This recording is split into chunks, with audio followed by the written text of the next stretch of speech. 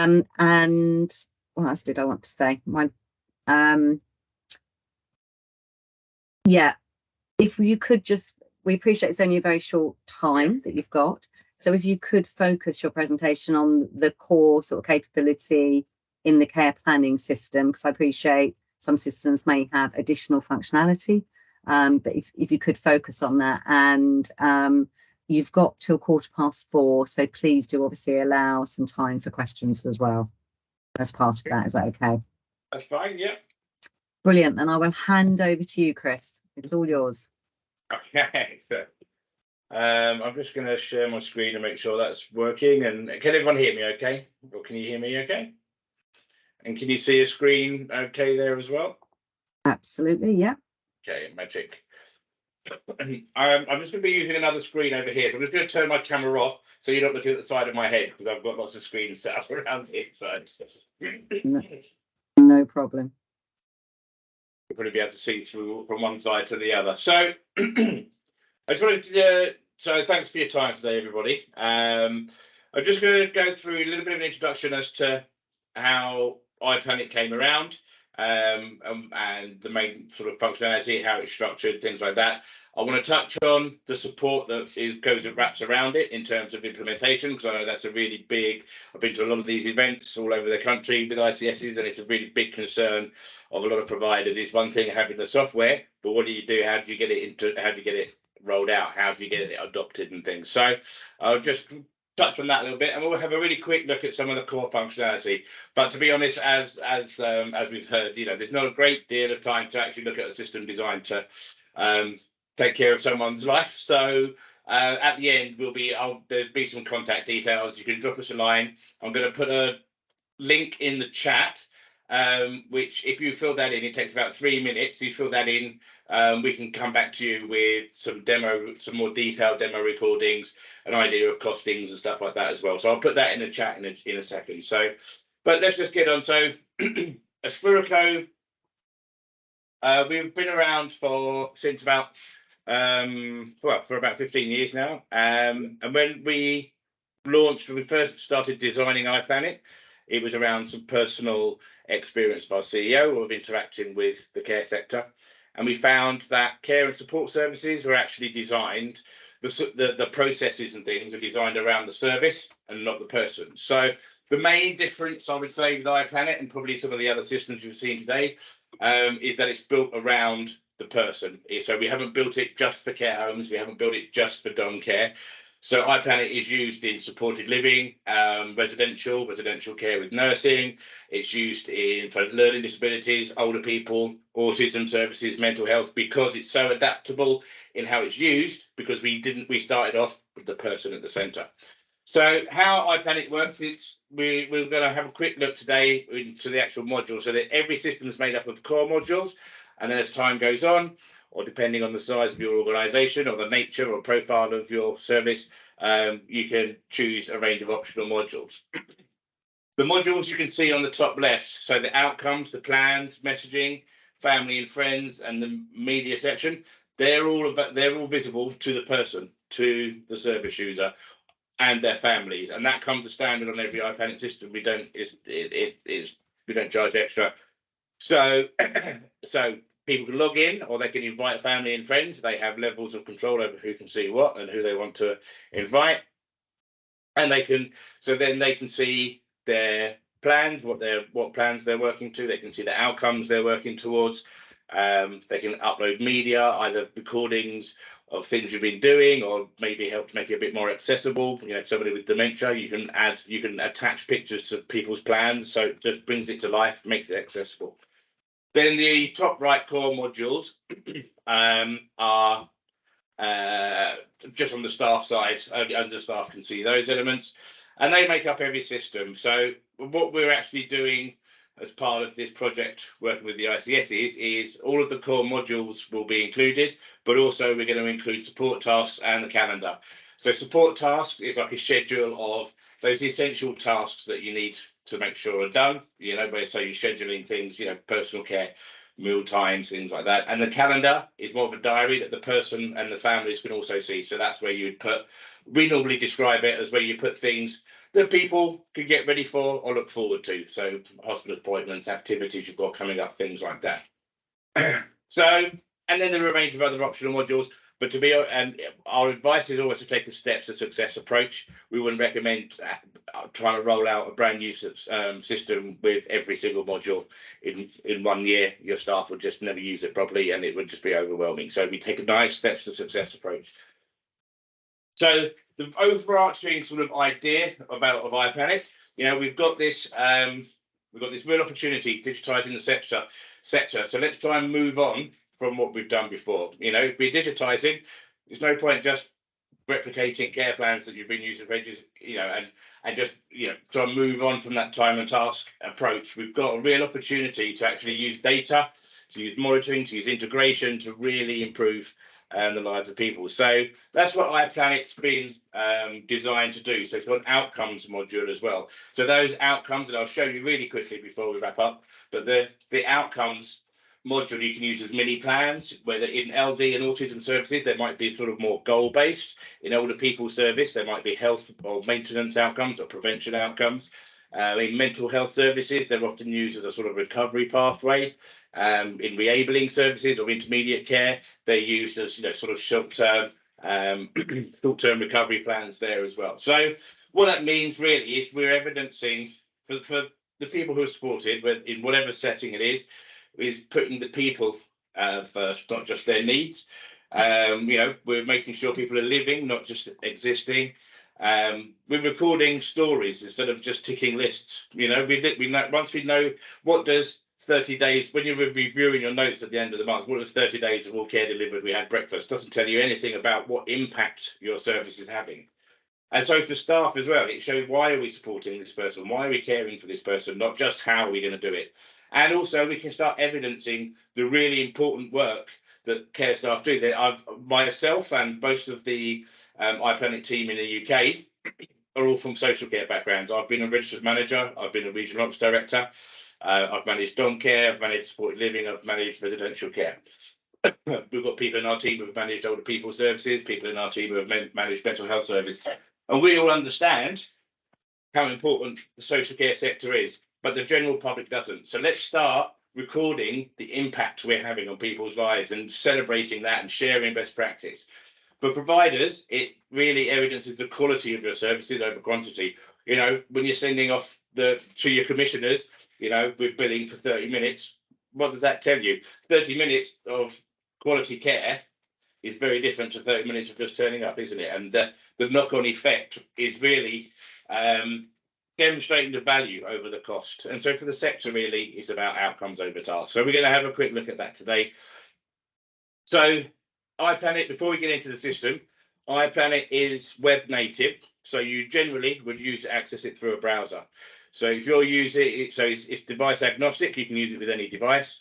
If it's on a tablet, it knows it's on a tablet and it adjusts itself to look like an app, make it feel like an app. If you're on a phone, it adjusts itself to look like a phone. If you're in an area where there's really poor connectivity, then there is an offline app available. This contains like a subset of data, those essential things where you can record notes and you can access care plans and things, and then it will just sync up when you're back in range or back with a Wi-Fi connection or whatever it is. So just to finish up, a little bit of background on how we go around implementation. So once you if you decide that iPlanet's a system for you, then we'll set up a kickoff meeting and we'll go through how the process works.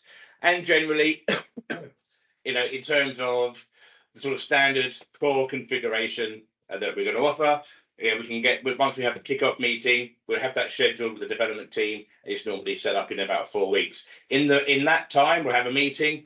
We'll talk to you about what you need to give us. So we need your logo, so we can put your logo into the system, confirm your job titles, let us know who your funders are, because all of this goes into the configuration for your reporting, for CQC and things like that.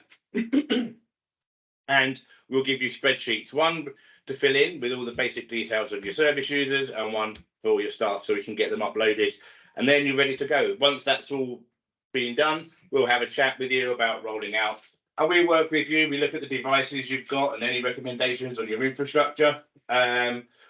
We'll work out a training schedule that works best for you. We've got a lot of experience. So if you're a single service, a small service with one site, it would probably be a different approach than if you've got 20 locations or if you've got a huge community service. So it all depends. So we work with you. So you're assigned from a client manager who will help you through all of this. And that person will stay your client manager once you've rolled out, so they can help you with troubleshooting, make sure staff are adopting it.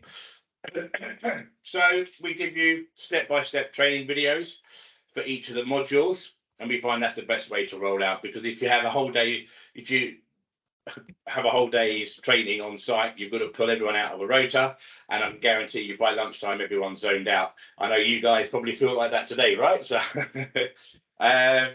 so we do that step-by-step training. So you can take an approach where maybe just start with notes and logs, get staff leaving notes every day, just logging in, getting used to the system for a couple of weeks, and then you can go and start looking at plans, and then you can go into looking at different parts of the system. Just take it step by step, make sure it gets adopted. And we found that's the best way to make it work, rather than bombarding everyone with an entire system in a day. We can come down and do on-site training or implementation workshops if we want. Now, on top of that, you get a lot of training documentation. You also have access to some bite-sized tutorial videos as well as the bigger sort of training videos. And like I said, your dedicated client manager will help you. And once you get to that stage, like I said, most of our team are from social care background, so I've been on your side of the fence. All of our team have. We understand the culture change that's involved and trying to get your staff engaged and understanding why we're doing it and seeing the benefits. So your dedicated client manager will work with you. They're always at the end of an email. They'll probably have monthly meetings with you just to see how you're getting on and catch up. Regular usage reviews. There's a 24-hour support desk. You just access through a portal if you've got any other issues. And that's we work in the UK and Ireland and Australia, New Zealand. So there's always someone on the support desk 24 hours to any little tickets, any bugs that you need fixing. It's very rare we have many bugs. And we train your admins how to change passwords and things. So, but it's always there if you need it. What we found really popular is we have monthly best practice clinics. So these are webinars each month that any iPlanit user can log into, and we cover different topics each month. So let's say we've had a lot of things going through to support people who are a bit stuck with uploading media, for example, then we might use that. But because we've got so much experience in our team, sometimes it might be a focus on person-centered planning and how to get the most out of your system, not just the system itself, but also industry regulations, things like sector changes. So for example, the PRSB's personalised care and support plan is going to be mandatory from January next year. Hardly any providers have been told that, but we've already configured iPlanit to incorporate that, and we will help you on how to make that work. So they've been really, really useful. They all go in, but all of those recordings also go into an online learning centre, which all users can get. So it's got loads of little bite-sized videos, little 30-second clips. Oh, I've forgotten how to change a note, and so you can go in and do that. As well as Chris, sorry to interrupt you, but you haven't got much time left to actually demonstrate the system. Are you okay to do that? Yeah. I mean, like I said at the beginning, we will send out proper demonstrations for people who are interested. We're just going to look at the core functionality now. Okay. You can't demo a system in 30 minutes effectively anyway. So we'll just get into the system here now. I'm just going to go into that. So I'm using a desktop today. But like I said, if you were using a tablet or a mobile, it adjusts itself so it knows what system it's on. On the right-hand side, you've got your alert panel, and on the left-hand side, you have your menu. And in the middle here, we've got the people that I work with. Now, there are access controls. Each role has got different permissions. So I'm logged in as a manager now. So as a manager, I can see all of the people in all of the locations that I'm responsible for. If I was a support worker or a care worker, I could only see the people I've been linked to and people that I work with. So just from a GDPR perspective. So before we get into the person's record, so we have internal messaging system, which is So staff can message each other, managers can message whole teams, but also service users and family and friends who have got a login can also message their support team, their care team directly. And then there's a range of dashboards as well. So as a manager, I've got a few. I can see here, for example, all of the support plans that I'm responsible for, and we can see here we've got some high risks in this plan, and we've got these are live auditing tools for care workers and for support workers. Generally, they would have the recent activity dashboard. So this is a timeline of everything that's been happening. You can see here we've had some plans updated, some risk has been updated, etc. So if we go into person's record, let's go look and say, we see we've got different areas here. So documents and media, this is where you can upload pictures, videos and sounds, as can the service user themselves. And you can link these to plans, you can link them to notes, as outcomes. And then we have a range of document tabs here where you can upload external documents. That's only for the staff side, only staff can see those. But if we have a look at the plan itself, so in the standard configuration, we just have sort of a general care and support plan. This plan I've actually been working with NHS Digital, PRSB, and the CQC, just to try and align. So this, everything in here, everything in this support plan should be ready to go. Now you can add, if you want to add a different section to it, or if you want to add some more sections to a support plan, you can do that. Or if you've got really specialist services and you want a whole other plan, we can have two plans in one system. So you might have this plan, but we can also configure, let's say, a dementia specialist plan, or in LD services, it might be a positive behaviour support plan, etc. But this is sort of the standard plan. So we've got different types of plan section. So this is just informative. Let me just zoom in here because I've got my screen is not very clear even on my eyesight, and then I guess you guys might be on laptops. So this is just informative. So this is just saying, a bit of background, and you can see here we've links and media. We've got pictures of, I like to go bowling, so we can put a picture of bowling, whatever it may be. So this is just informative, a little bit of background. Some of the plan sections are instructive, so it's telling your staff that, that this is what we're going to be doing. So let's have a look at physical health, for example. So you can see here, we've actually got integrated risk management. So for each part of your care plan, each part of your support plan, you can actually specify a risk specific to that element. So there's no point having personalised care plans and then having generic risk assessment. So here we're saying exactly what the risks are. And if you want to add a risk, you just click this button here. If it's one that we've already identified, you can use it again. Or if it's a new one, we can put the risk in here, and I'll just show you the workflow. I'm just going to put ABC. And so if we do nothing, the likelihood and severity, so your sort of risk matrix, and the risk is to the person. So we've got a higher risk. But now your staff can see that there's a risk there attached to that. We can also see we've got a little clock. That means it's linked directly to a support task. I'll show you those as well. So that means all of your information in your plan pulls through, and then that's what your staff record against. You're not duplicating your entries. And some elements can also be linked to an outcome, and I'll show you the outcomes. So each of these plan sections, where relevant, are either informative or they're attached to risk, plans, outcomes, tasks, outcomes, or any combination of those. All of those risks are gathered up in the risk management section. So the service user can't see the risk management section. It's not very accessible language, not very nice to read about yourself in some cases too. But here you can see, this is what I added here. I can see here, we've identified a risk, what part of the plan is linked to. So now we can add our control. So if we do A, B, and C, and make sure the staff are well trained, and then the likelihood will be, one, will reduce, the severity, if it did happen, is reduced. So it brings it down. Did I not press save? No, okay, I'm going to come out there. Oh, there we go. I'll save two. But you might have more than one control measure, like I said, as well. So it's gathered up nice and neatly. You can see here if we do nothing, this is what the risk is, this is the risk score, and this is how we're going to control for that risk. It's never zero, because you can never eliminate risk, you can only mitigate for it, obviously. So that's just an overview, really, of the support plans.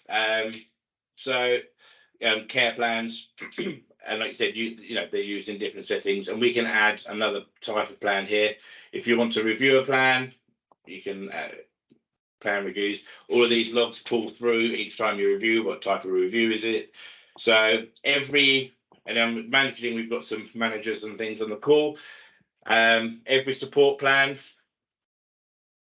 has a full log of every time it's been updated, even every time it's been read, by who, at what time, which logging, what date, everything. So there's a full audit trail of everything that ever happens to every interaction with iPlanit. There's an audit trail for everything's time and date stamped by the user. So we've talked about some elements pulling through to support tasks. So here we can see we've got some tasks that are pulled through. We've got the details of pulled through from the support plan, so you don't need to rewrite them. So we're going to record delivery of this task. Where were we? We're in the person's room. What's fun? We can just put a little note here if we want to. Yeah. So, or it could be around personal care. And you get a nice green tick. And also, so that means, and the next person, when they log in, anyone who works with, I think Sally, we were in this case, then we know, they'll see that in their feed, and you start building up a log here, which you can then export.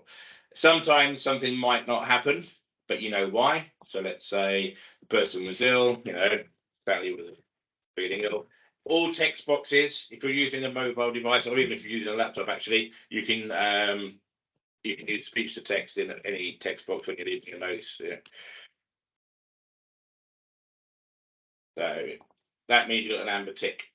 Now, if something hasn't happened by the time that you said it was supposed to happen, then you get the red cross. Then you get an alert. That alert goes to every single person who works with that individual, plus every manager in the tree until something's done with it. And then we have the outcomes module. So it's just going to take a couple of minutes just to go through the outcomes module. And then it might be a bit of time for any questions, and I'll give you some contact details. So the outcomes module. So these outcomes can be standalone, or they could be linked to a part of the plan. So let's say, so we've got here this, I want to lose a little weight. That might actually be from a support plan or a care plan saying, Sally wants to lose some weight for her health, and we can then create it. So in the top, in the bold text, this is what the service user will see, and any family and friends logging in. And then underneath is a bit more information, mainly for the staff. So some outcomes are outcomes on their own right. Some of them actually have step goals, and we can add those directly to each outcome. We can just add an action here. And you work through, you can assign outcomes and actions to specific people. Everyone who works with that person can still see them. It just becomes a responsibility. Someone's got to take ownership, or what's a key worker. Now, as you work through your outcomes, you can actually leave your notes and messages alongside. So we can say here, this is what we were going to do today. We practice using. So this is where we're talking about this information. This pulls through into the main notes and logs area. So your staff haven't changed the way they work. We've gone in, we probably wouldn't read a whole support plan or a whole care plan every single time. We've worked with that person, we've delivered some care and support, we've worked on some outcomes, I've left a note.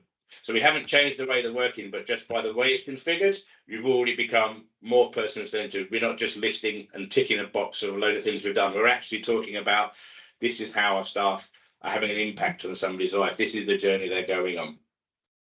And when you update it, you can say it's been achieved or not achieved, and then all these, we have a look, sort of some set reasons in there.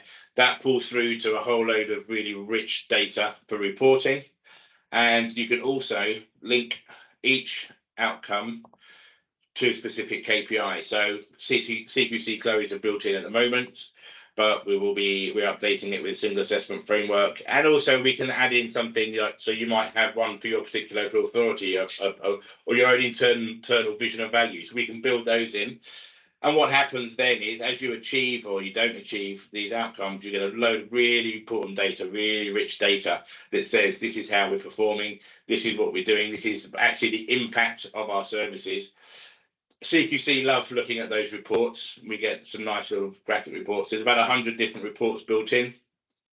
This is quite a new demo system, so there's not a huge amount of data in it, but you get a lot of data graphics and things like that, and then you can drill down as to why they're being achieved and why they haven't been achieved. That can then inform your training and things. And then all of those notes pull through into here. So if we go into the notes, all of your notes here, you can actually see we've got meaningful note taking. We're actually telling someone's story about their life, not just a load of things that we did. We've got other notes that we can add in here. If there's things that might happen that you need to record as well on top of the outcomes. Oh, sorry, I came out too far there. And then also any communications and surplus support appointments, things like that, any transfer of care, and then all your plan review looks pull through. So like I said, it's a really quick whistle-stop tour.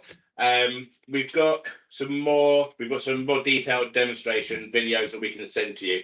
We've got one from the point of view of a sport worker, one from a manager, one from a sort of quality registered manager point of view. So they're a little bit easier to digest and not so rushed. Thank you very much, Chris. That was really helpful. Good whistle-stop tour. Very good, yeah, very whistle-stop today. Yeah, that's fine. We do appreciate the time. It's just to give people a flavour of the solution, and obviously it looks very outcomes driven. Does anyone have any questions? Okay, so pricing. Could you give us an idea of what your pricing structure is, please? So the pricing, so the cost model is based on the number of service users, but it's on a per service user basis. Mm-hmm. Okay, it just as an indication then. So if I had 25 service users or was a care home with 25 beds, could you give us an idea of what that cost would be? Yeah. 1 second. It'd be roughly, I think I've got a breakdown, so there are inbuilt volume discounts and things. So we would generally work with quotes directly with customers, so because there are inbuilt discounts at different volumes and things like that. Okay, yeah. But I think you'd probably be looking at the actual licenses themselves are, I think the highest they go up to for the core is about £250 a week per person or per bed, depending on how you want to describe it. £2.50 a week per person or per bed. Okay. But yeah, like I said, I'm not very comfortable discussing that in an open forum. No, it's fine. It's just as a rough indicative. Yeah, because I appreciate you say the more users or the more licenses, the numbers change, and obviously it's on a provider by provider basis. So that's really helpful. So you've mentioned all the implementation. So is there an implementation cost and training cost? There's a one-off setup fee just for that to create the system. So every iPlanit system is on its own partitioned part of the server. It's not like some of the other systems where you're just on a big shared server. So we create that. So there's one of fees for the config, and that includes it included all the branding and things like that, and all the training materials. And that's £2,000, I think. Off the top of my head. Yeah, no, that's fine. Just gives us a bit of an indication. Thank you very much. Okay. I'm not aware of any other questions in the chat.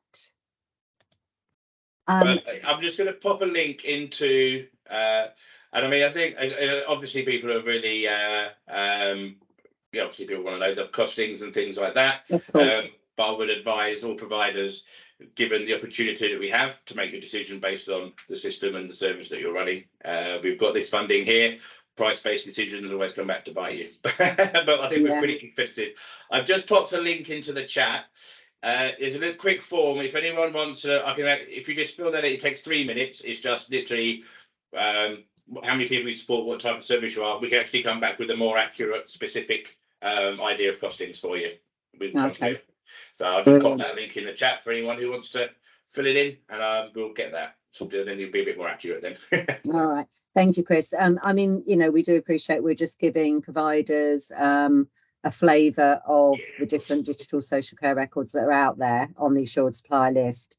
So, you know, we would encourage all providers to obviously, you know, have a follow-up discussion with any of the suppliers that they want to, you know, any solution they're particularly interested in, because like I say, this is just a very high level, you know, overview. Yeah, of course.